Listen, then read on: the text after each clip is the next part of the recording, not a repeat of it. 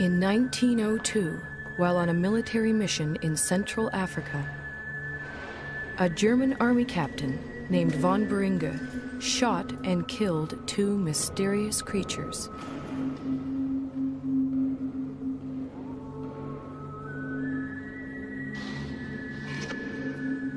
He then sent the skull and bones of one of them back home to Germany.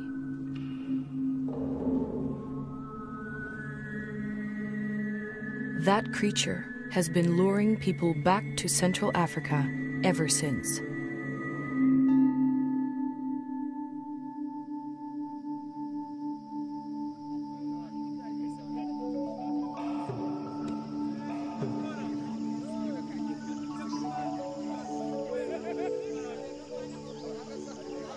In 1921, American naturalist Carl Akeley made his way to the gorilla's ancestral home. The Virunga volcanoes, in what was then the Belgian Congo. Akeley brought a movie camera to document his visit, and a little girl to help prove Africa wasn't such a dark continent.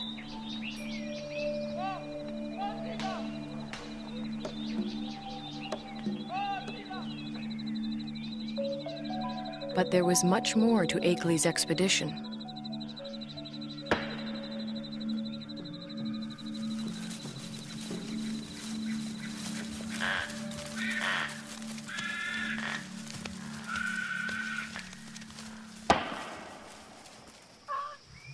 Akeley had come to collect mountain gorilla specimens for exhibit in New York.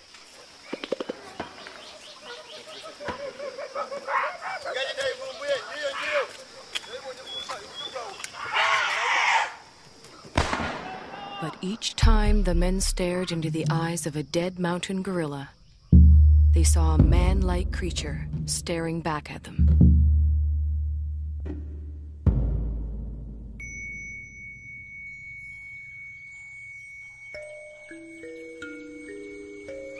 Akeley decided the killing must end.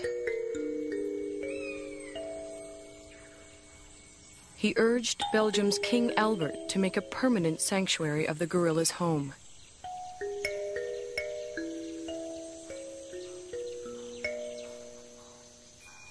Today, in the cold, rainy high ground of Rwanda, Uganda, and Zaire, the gorillas live on much as they have for thousands of years.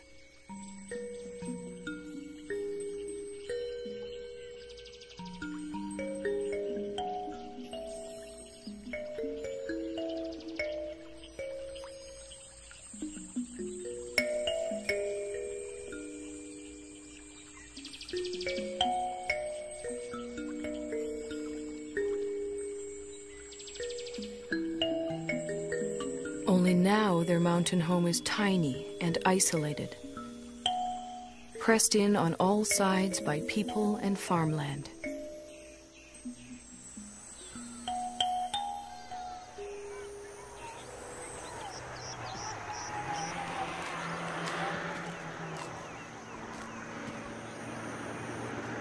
More and more, the mountain gorilla's future lies in human hands.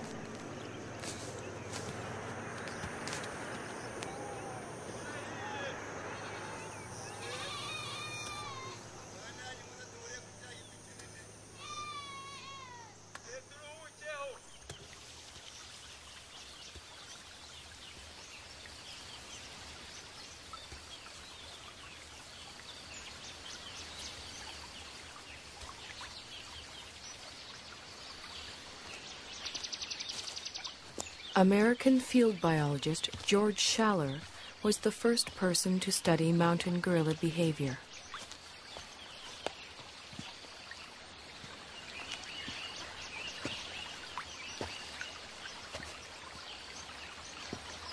He and his wife Kay spent a year in the forest in 1959.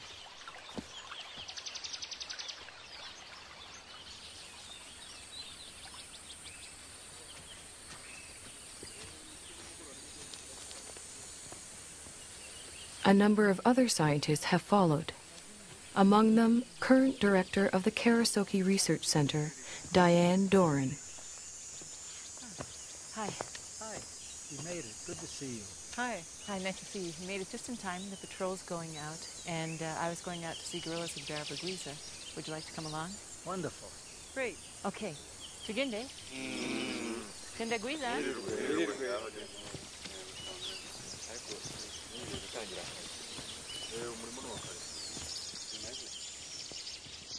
Gorilla researcher Diane Fossey established Karasoke in 1967 in the forest she grew to love.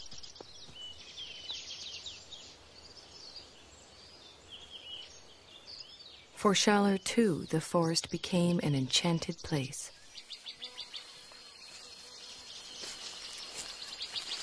Some of my most magical moments with wild animals were watching gorillas, staying with them day and night.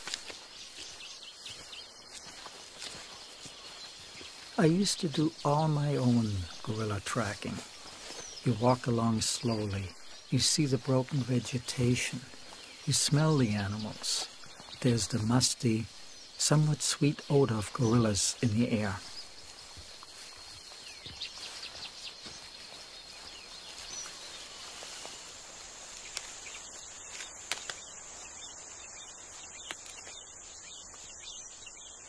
When you follow them hour after hour, you adapt to their rhythm of doing things.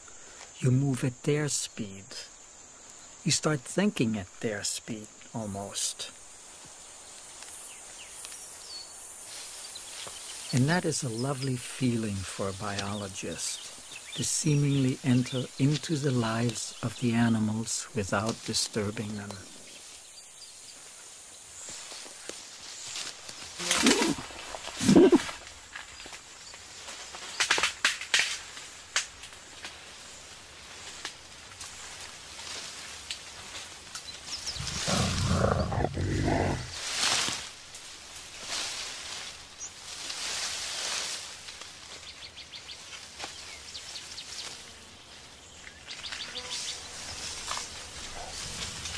When approaching the animals, scientists try not to be too quiet.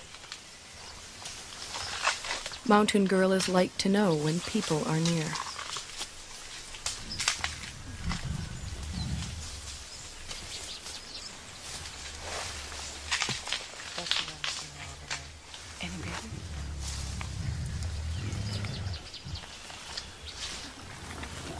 The mountain gorilla's day is spent feeding and resting. Feeding and resting, and feeding some more.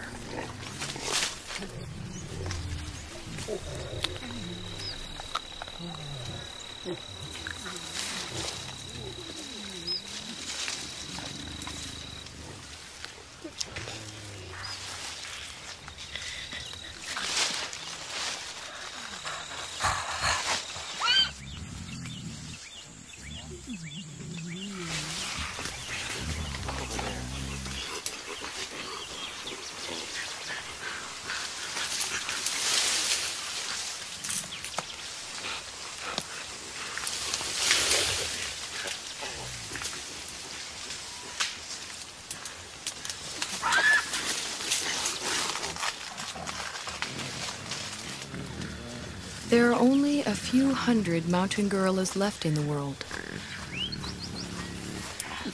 Most live as part of a family. The father and protector of this family is the male silverback, Umagumi. He acts as a magnet for the group. The females gather around him. Their infants and offspring gather around them.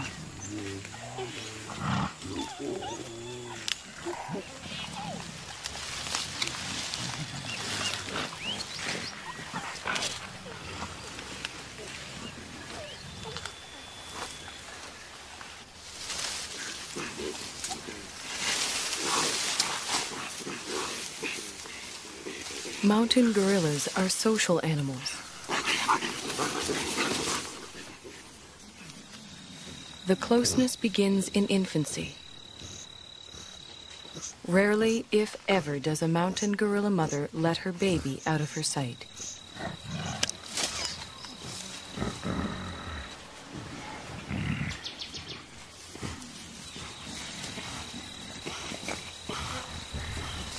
The baby, for his part, likes nothing better than to make contact with the other members of the group.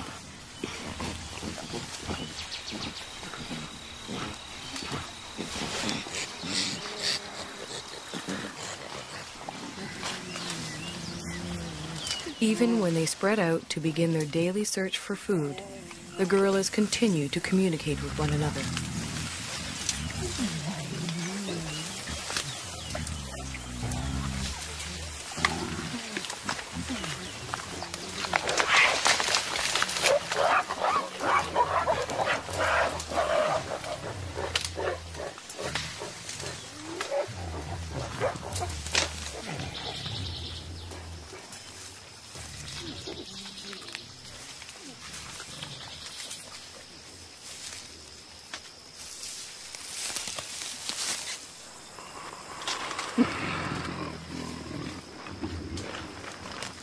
While the adults devote most of their waking hours to foraging for food, the youngsters devote most of theirs to play.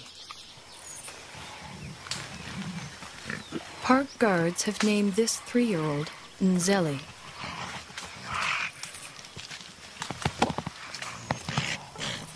They call his friend Imvura.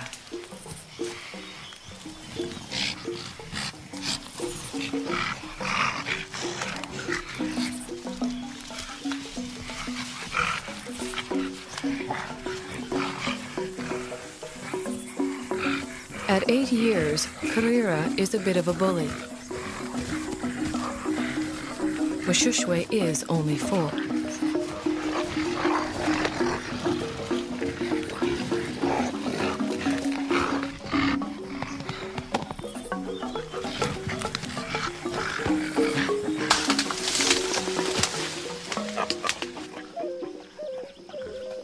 The games they play help the youngsters determine their status in the group.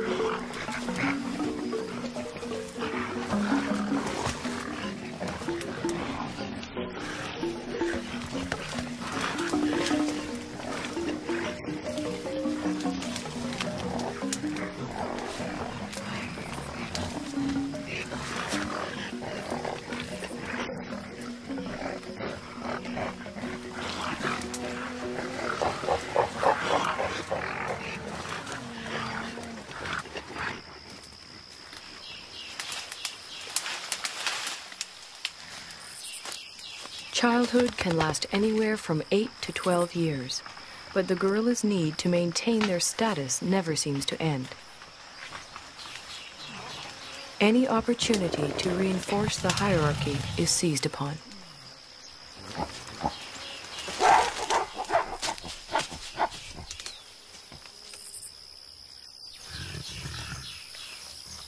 Then comes young adulthood.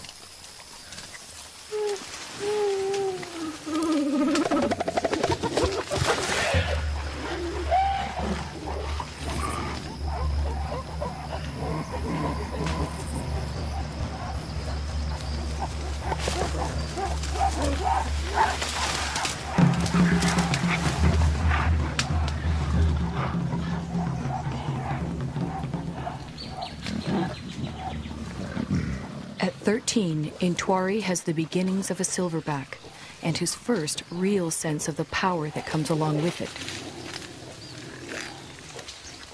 He also has a dedicated young male follower.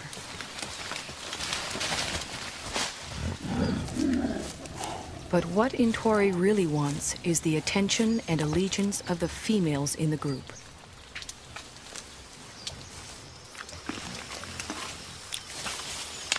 Umugumi doesn't seem too threatened by Intwari's advances towards the females.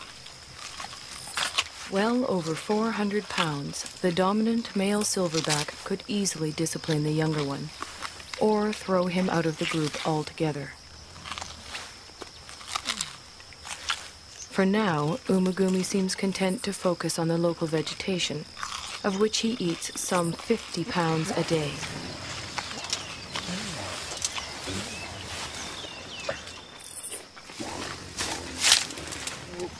Mountain gorillas are mainly vegetarian, with a few ants and grubs thrown in for good measure.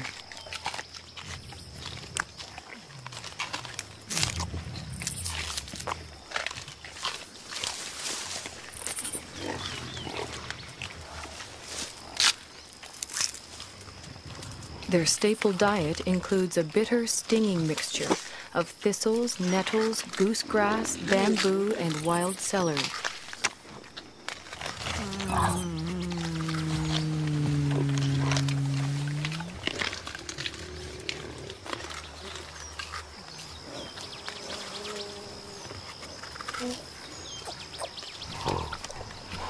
Although he has already begun to experiment with the food his mother likes to eat, Abumwe will continue to rely on her milk until he's 3 years old.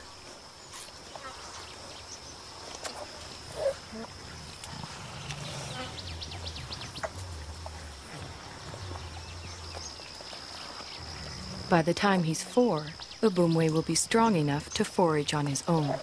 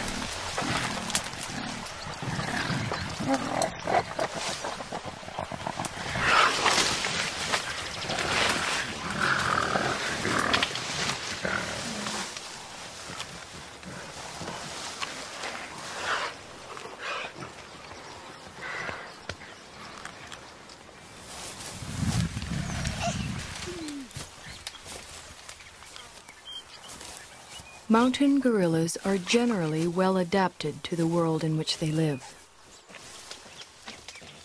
But however idyllic their home may appear, for the youngsters in the group, the mountains hold many perils. Many newborns simply don't survive.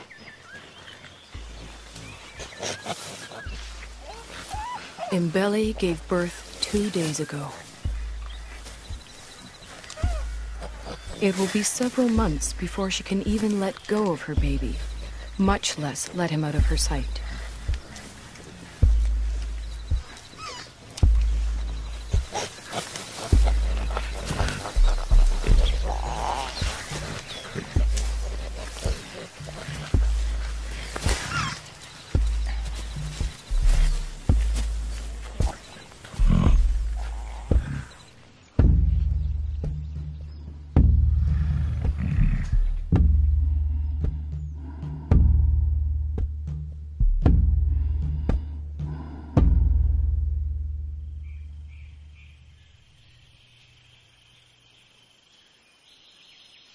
The mountain gorillas are more vulnerable than they know.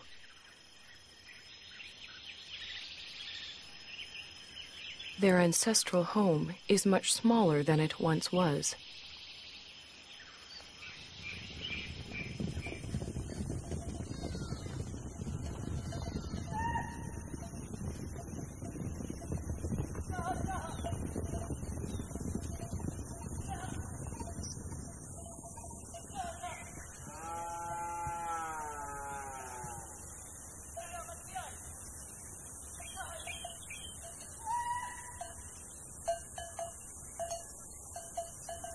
All around them, human activity is increasing.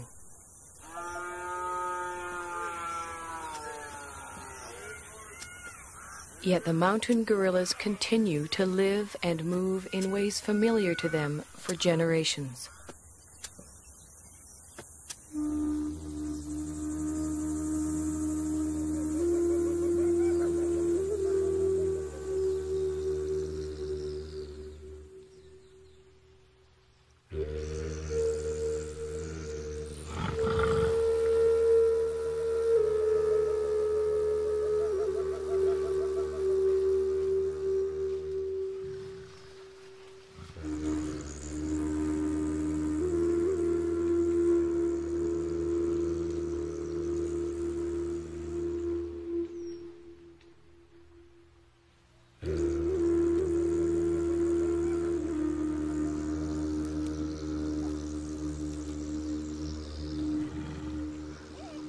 They do not distinguish between thistles and meadows that are inside the park and thistles and meadows that are outside it.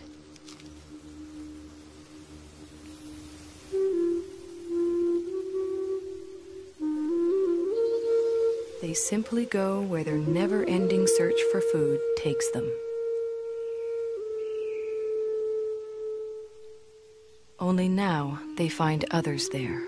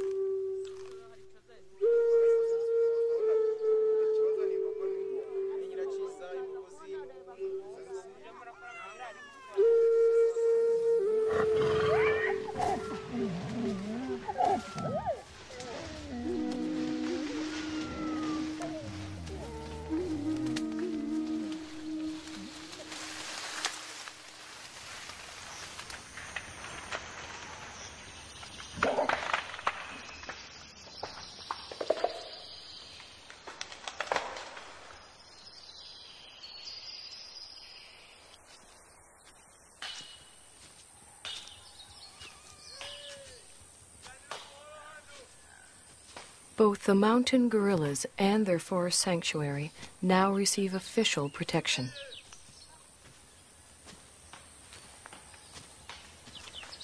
Park guards and anti-poaching patrols go to the forest every day.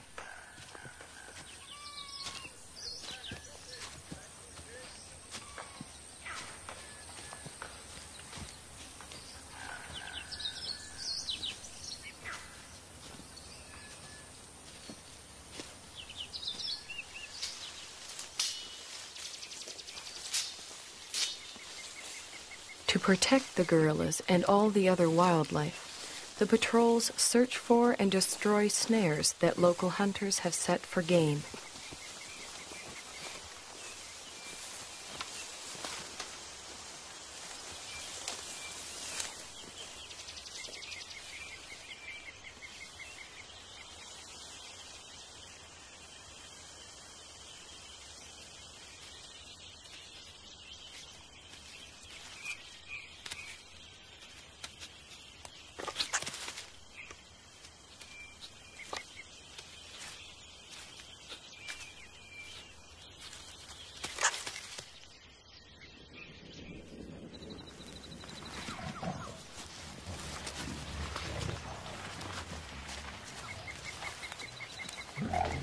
The guards search the forest, checking on the gorillas' whereabouts and welfare.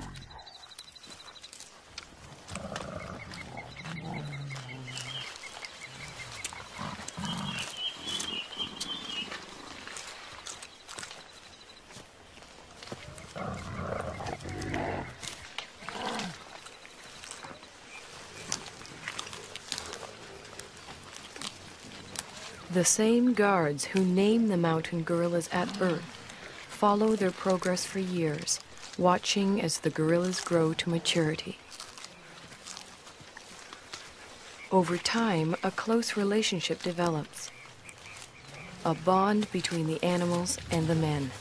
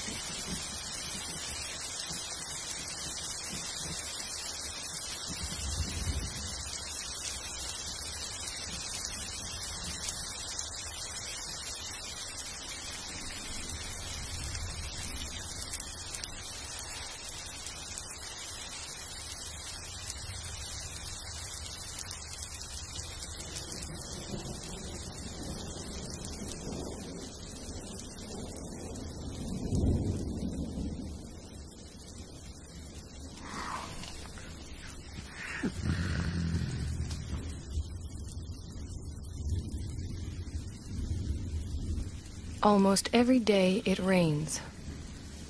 The mountain gorillas don't seem to like it.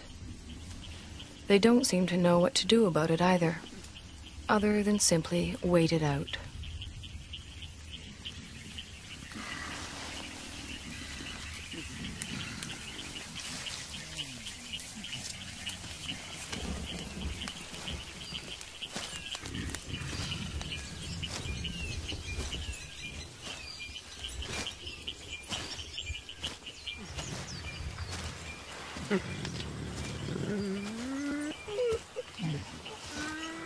At least the rain provides them with a rich supply of food.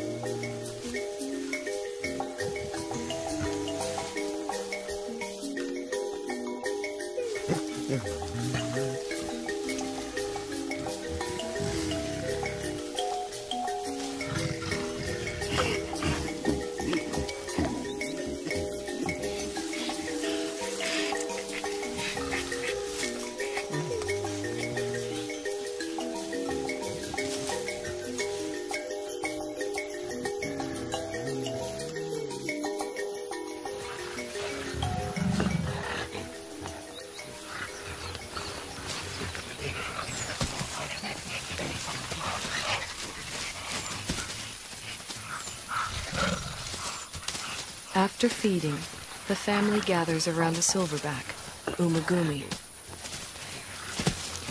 While the adults rest, the youngsters play.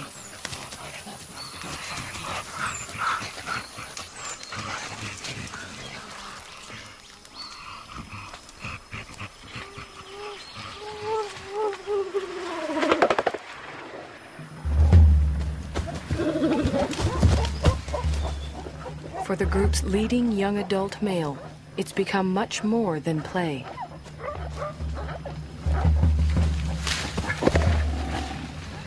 Left unchecked, Intwari's newfound strength could eventually tear the group apart.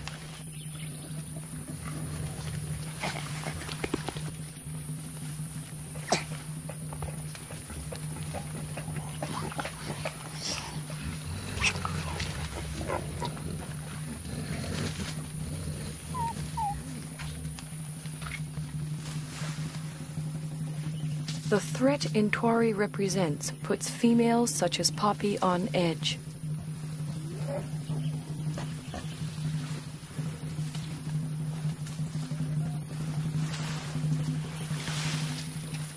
Determined to get some kind of reaction from the others, Intwari bites into an inedible plant and contemplates his next move.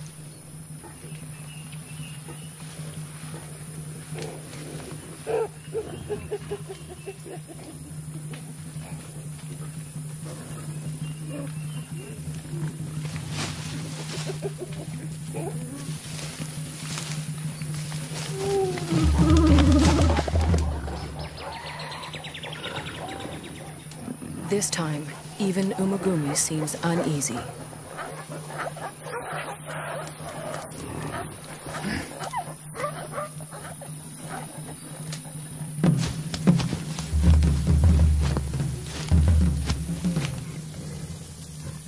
Intwari is presenting himself as their new leader, but the females don't see it that way.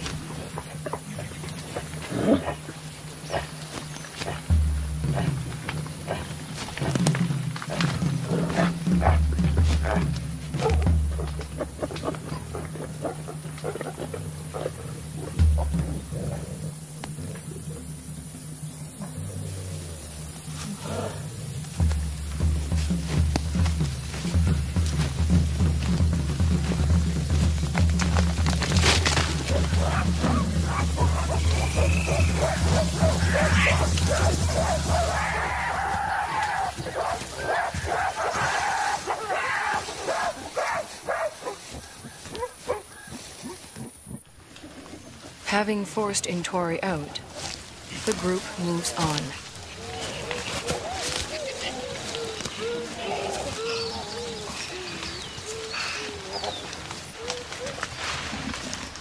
Before she joins them, Poppy, still vibrating with excess energy, vents it on the first young male she can find.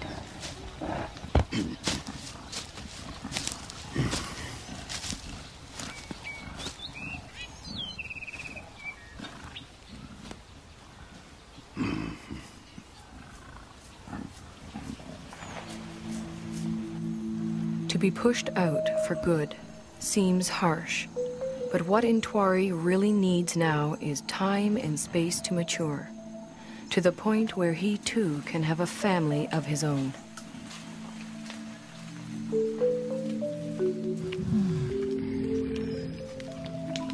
The next few years are critical for Intwari.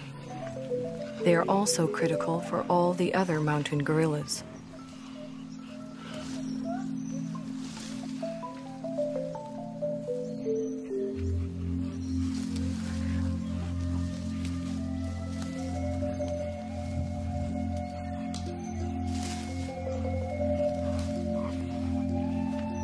Whether the outside world will allow Intwari and the others the time and space they need is an open question.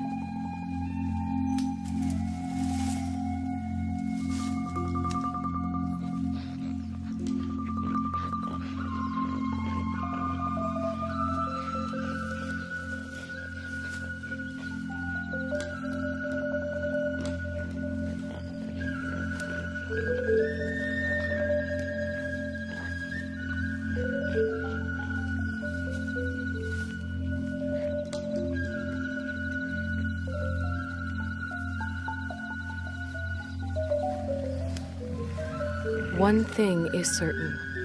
If the mountain gorillas are to survive, we will have to protect them and their forest home forever.